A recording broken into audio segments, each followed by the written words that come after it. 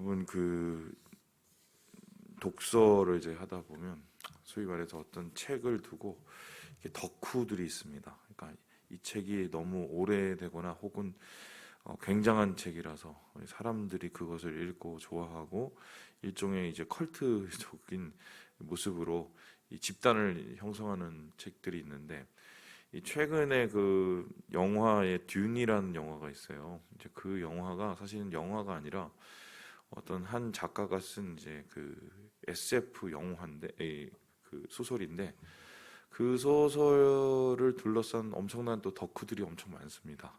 그런데 이 영화가 그래도 성공한 이유 중에 하나가 뭐냐면, 그 듄이라는 영화를 보러 온 사람들의 많은 사람들이 이미 소설 덕후들이기 때문에 이미 확보한 독자들인 거죠.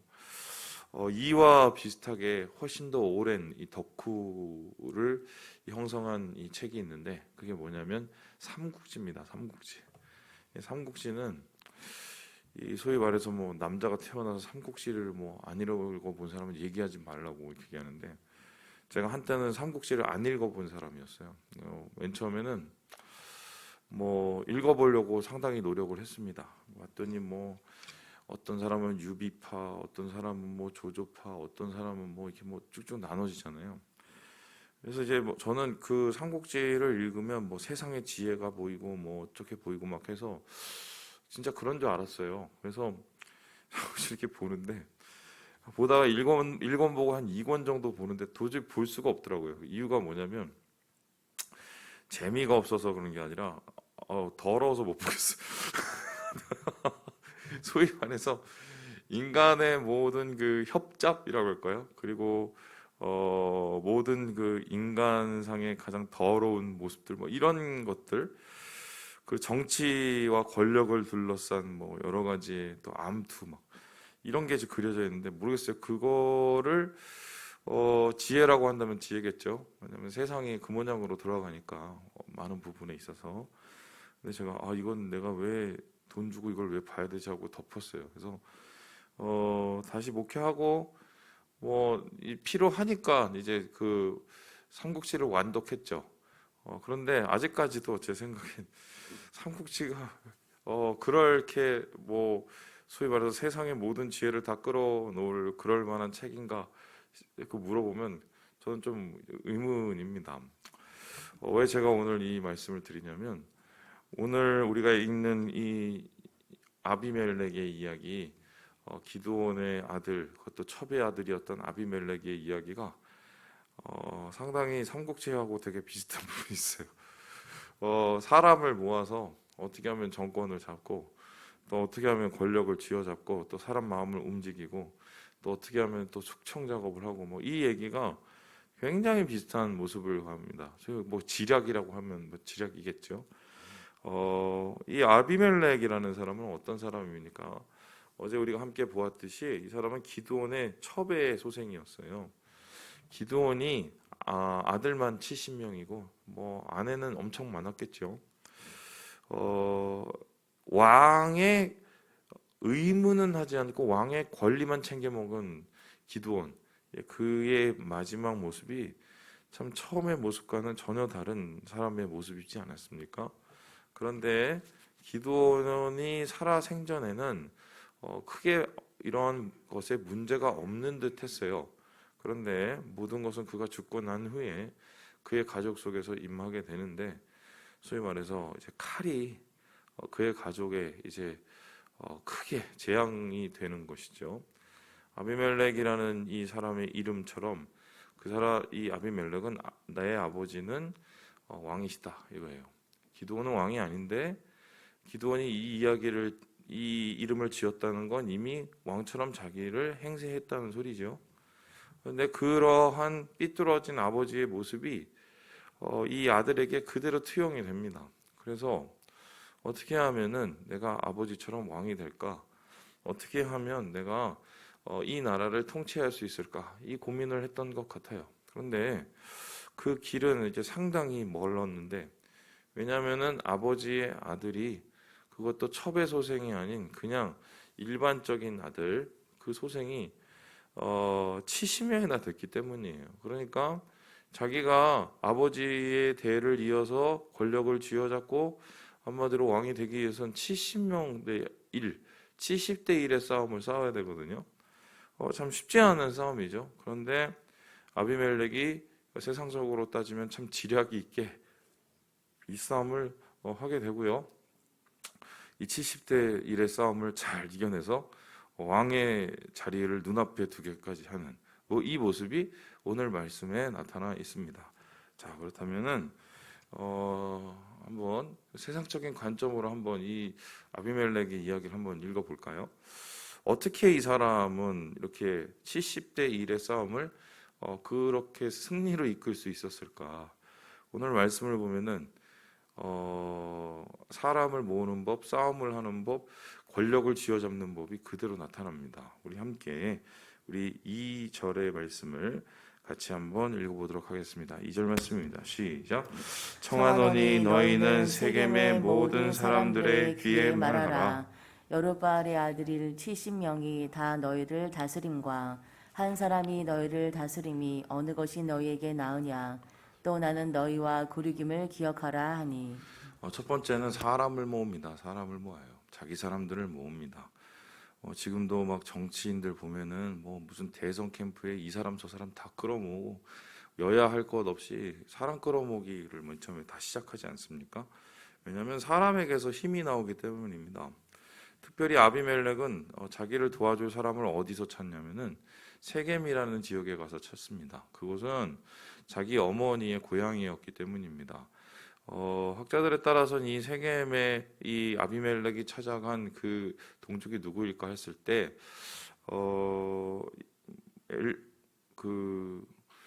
그쪽에 사는 히위 족속, 그러니까 가나안 족속이었지 않을까라는 말도 있고, 에브라임 지파의 가능성도 있다 이렇게 얘기하지만 정확한 근거는 없지만 중요한 것은 자기 어머니의 친인척을 다 끌어모아서 자기 편을 만들지요. 그때 사용된 방법이 뭐냐면 우리도 자주 사용하는 방법입니다. 세상 사람들 우리가 남이냐, 우리가 남이가 이거예요. 그래서 야, 우리가 남이가 다 내가 되면 다 너도 잘 되고 말이야. 여러분 여기에 넘어가시면 안 돼요. 나중에 제가 이거 저도 참 분별력이 참 부족했던 사람이라 우리가 남이가에 정말 많이 넘어갔거든요. 근데 지나고 보면 정말 남이더라고요. 근데 지금 이 아비멜렉이 사람들을 그렇게 끌어모았어요. 우리가 남이가. 그래서 또 끌어모으기 위해서 그냥 남이가로 통하지가 않죠. 그러니까 어떻게 끌어모읍니까? 니네들 생각해봐라. 계산해봐라. 쟤네들은 70명인데 70명의 왕을 모실 거냐? 한 명 나를 모실 거냐? 어느 게 니네한테 더 이익이냐? 상당히 이제 계산적으로 사람들의 귀를 흐리죠. 그래서 소위 말해서 이 세겜 사람들을 자기의 수하로, 자기의 사람들로, 자기의 지지 세력으로 먼저 끌어모으는 게 이 사람의 일이었습니다. 두 번째는 이 사람이 무엇을 했을까요? 우리 함께 4절의 말씀을 같이 한번 읽어보도록 하겠습니다. 시작. 바불이 신전에서 은 70개를 내어 그에게 주어. 주매 아비멜렉이 그것으로 방탕하고 경박한 사람들을 사서 자기를 따르게 하고. 두 번째는 뭐냐면은 돈을 끌어모으는 겁니다. 사람 끌어모으고 돈 끌어모으는 겁니다. 특별히 이 돈은 어디서 났냐면 이 사람들의 그 이방 신전, 그러니까 우상을 섬기는 신전에서 꿰차고 나온 돈이었어요. 더러운 돈이죠. 항상 선거에는 더러운 돈이 있습니다. 돌아다닙니다. 그리고 더러운 일을 하기 위해선 더러운 돈이 항상 먼저 준비가 돼 있죠. 이 대기업의 회장들이 가끔 보면은 여러분 이상하지 않습니까? 그렇게 돈이 많은데 어떤 회장은 저 회사 돈을 횡령을 해갖고 자기 무슨 뭐죠? 그 주식 이렇게 하다가 걸려갖고 깜빵해가지 않나, 그죠? 어떤 사람은 돈을 어떻게 이렇게 해갖고 페이퍼 컴퍼니를 만들어서 아니 그렇게 돈이 많은데 왜 저럴까? 여러분 그거 지금 이상하지 않으셨어요? 저는 그거 볼 때 아니 주식이 저렇게 많고 저 돈이 몇 조나 있는 저 사람들이 왜 그 몇 천억 혹은 몇 백억 때문에 저렇게 깜빵을 가지? 제가 저희 형님한테 물어봤어요. 궁금했고 저희 작은 형님이 그쪽에 계시니까. 그래서 형 왜 그래? 내가 물었더니 저희 형님이 하신 말씀이 그걸 왜 물으냐고. 그래서 모르겠는데 그랬더니 아니 비자금 모으는 거야 비자금 그러더라고요.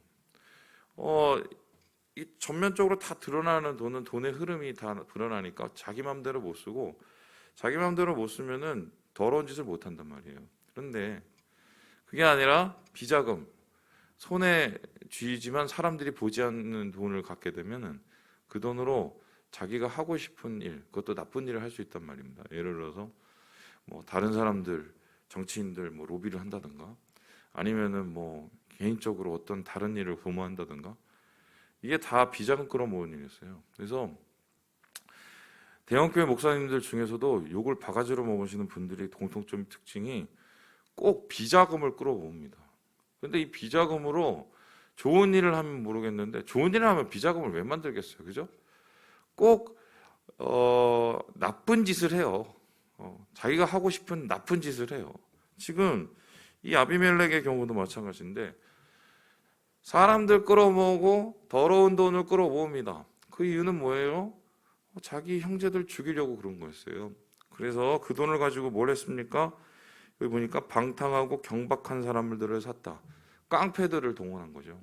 용력, 요즘으로 말하면 용력을 동원해서 그리고 나서 뭘 했습니까? 우리 함께 5절의 말씀을 같이 한번 읽어보겠습니다. 5절입니다. 시작.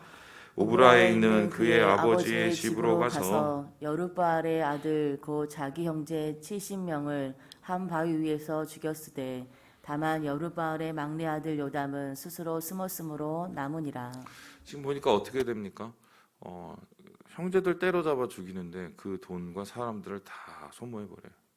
그러니까 이건 불법적인 것이고 불의한 것이고 그리고 그거는 하나님께서 당연히 싫어하시는 쿠데타죠. 이 쿠데타를 일으켜서 소위 말해서 이스라엘의 전체적인 이 정국을 엉망진창으로 만들고 이 나라를 여호와 하나님의 나라가 아니라 세상과 이방의 나라로 만들어 버립니다. 그런데 여러분 특이한 게요. 여기에서 이 세겜 사람들을 설득하는 과정과 그리고 9장 1절부터 6절까지 계속해서 반복되는 단어가 하나 있어요. 이제 그게 뭐냐면요. 바로 여룻바알이라는 단어입니다. 여룻바알은 바알과 싸우다라는 단어거든요. 근데 이것은 기드온의 별명입니다. 기드온이 하나님의 부르심을 받고 제일 먼저 행한 것이 아세라 신상과 바알 신상을 찍어버린 거였기 때문에 여룻바알이라는 별명을 얻었단 말입니다.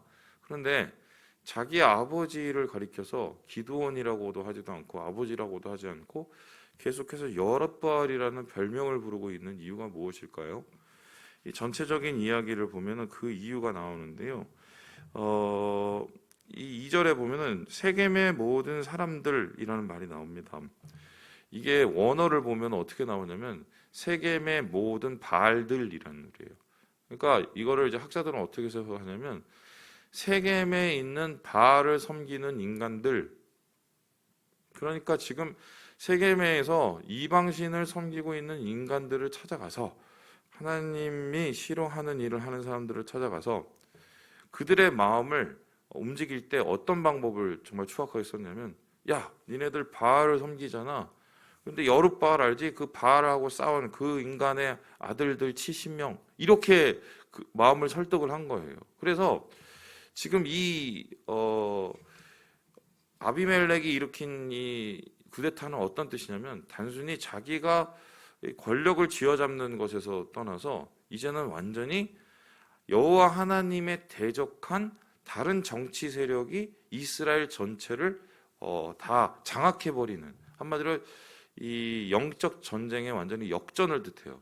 그래서 이스라엘 백성은 이때부터 소위 말해서 하나님과는 전혀 관계없는 인간들이 돼버립니다. 이게 다른 식으로 설명하면 이건 사탄의 전쟁이죠. 오늘날도 이런 전쟁을 하시는 분들이 정말 많습니다. 저는 한때 그 교회 사역을 하다가 때려치려고 한 적이 있었어요. 그 부교육자 하려다가 예, 죄송한 하나님한테 너무 죄송한 말씀인데 그런 적이 있었어요. 제가 왜 그랬냐? 교회에 정치하는 것들이 진짜 너무 많아서요. 소위 말해서 이 사람들이 이건 뭐 주님의 몸 된 교회를 다른 식으로 이용하고 다른 식으로 사용하시려는 분들이 너무 많아요. 어느 날 제가 또 이것도 저희 형님한테 또 물었어요. 그쪽에 또 일가견이 있으시니까 왜 이렇게 그 정치하는 인간들이 교회에 이렇게 많냐고 했더니 저희 형님이 딱 한마디로 얘기를 하시더라고요. 똥이 있으니까 똥파리가 끼지. 한마디로 먹을 게 있으니까 그런 거죠. 교회 자체가 투명하고 온전하고 교회 자체가 하나님 안에서 민주적이 되고 교회 자체가 하나님 안에서 거룩하게 되면 그런 일이 있겠냐는 거예요. 이게 일반적인 그 크리스찬 성도들의 시각이에요. 날카로운 시각. 근데 그거를 목사님들 잘 모르시는 경우가 많지요. 정치를 하려면 제대로 정치를 해야죠. 무엇이 하나님의 뜻이고 아닌가를 밝혀서 하나님의 뜻을 행하려고 노력하는 정치는 그거는 옳은 정치입니다. 근데 반대로 자기의 주머니 채우고 이익 채우고 자기의 뭐 위신을 채우고 이런 식의 이 정치와 이런 식의 행동들은 하나님의 나라를 세상의 나라로 사단의 나라로 바꿔놓는 거예요. 근데 이 사람들을 향해서 우리가 과연 손가락질만 할 수 있겠느냐? 오늘날 얼마나 많은 아비멜렉이 우리 시대에 존재합니까? 교회 안에서도 마찬가지고, 그리고 뭐 그 사람들을 욕할 것도 없지. 내 안에는 얼마나 많은 아비멜렉의 유혹이 숨쉬고 있을까요? 세상적인 방법으로 주님의 방법을 뒤집고 역전시키려고 하는 그런 마음들, 그리고 소위 말해서 이것은 하나님, 이것은 세상, 스스로 그 경계를 선택해버리고 자기가 왕이 돼서 자기의 삶의 주인된 삶을 살아가려는 우리들의 모습, 뭐 이런 거 다 중첩돼 있죠, 오늘 이 말씀에. 그래서 저는 오늘 이 말씀을 보면서 한편으로는 되게 씁쓸하지만 또 한편으로는 정신 차려야겠다는 생각을 하게 되었습니다. 남의 얘기가 아니다. 우리도 그럴 수 있다. 예. 뭐 자세한 얘기는 뭐 내일 아마 또 하시겠지만 아비멜렉이 왜 이 모양이 되었을까를 한번 고민을 해보면요, 비뚤어진 심성이에요. 그러니까 비뚤어진 마음에 비뚤어진 생각이 들고 그 비뚤어진 생각이 행동이 되어서 공동체를 비뚤게 만드는 거죠.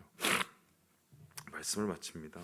우리 사랑하는 여러분, 주님께서 우리에게 허락하신 이 세상은 죄송합니다. 하나님의 뜻대로 살기를 원하시는 하나님의 세상이어야 됩니다. 아비멜렉의 잘못된 길을 바라보시면서 우리 안에, 내 안에 있는 아비멜렉을 걷어내시고 하나님의 온전한 뜻을 세워가시는 오늘 하루 되시길 주님의 이름으로 축원합니다.